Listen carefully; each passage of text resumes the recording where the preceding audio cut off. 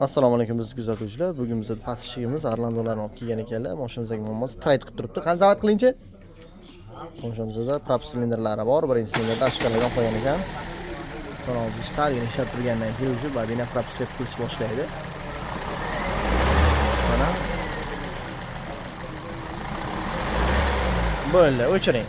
Hozir mashinamizdagi ochib, bobinalarni eshikchalarni tekshirib ko'ramiz.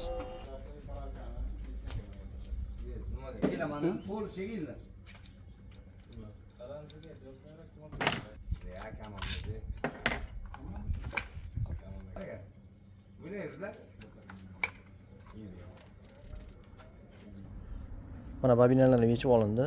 Mashinamizdagi bobinada ham impulslar yo'q ekan. Hozir impulslar tuzatildi. Iskra o'zi chiqazmay qolyapti. Bobina o'zi ham yetib qo'ygan ekan. Bunga muammo yana o'sha chuda svichalarimiz. Zazorlar o'sha shogirdlarimiz kirib yoshinib turadigan darajada yilib ketgan ekan. Bunga hozir rezistivniy svichalar o'rnatiladi. Bu yoqda hozir yangi bobinalarni o'rnatib tekshiramiz.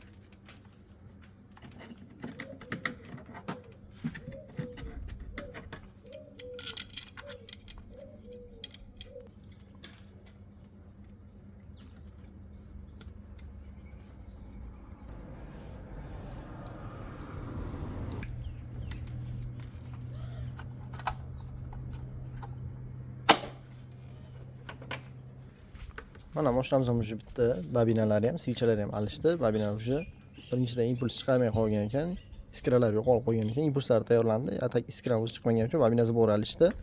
Zavat qiling. Mashinamiz ishlashlari ideal holatda bo'ldi. Muammosi yo'q. Traение, detonatsiya boshda hamma narsasi o'z me'yoriga keldi. Endi mashinani yo'lda bir haydab tekshirib ko'ramiz ishlashlarini. Chek qismlari ham o'zi avtomatik tarzda o'chdi. Mana bu yoqda hozir gaz ko'tarishlari ham o'ta ideal bo'ldi. Mashinamizda trade qilib, o'ylanib gaz ko'tarib turganda, yurishlari ham o'ta ideal bo'lishi kerak. Mana mashinamiz yuyilgan chiqdi. Yurishlari ham ancha dahshat ekan.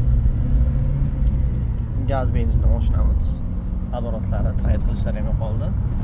Ko'rib turgansizlar, defektlar aytarli darajada bo'ldi. Mashinamizga oddiy bir shu narsa bilan borganlarda, misol motor ketgan diagnoz ham qo'yilishi mumkin.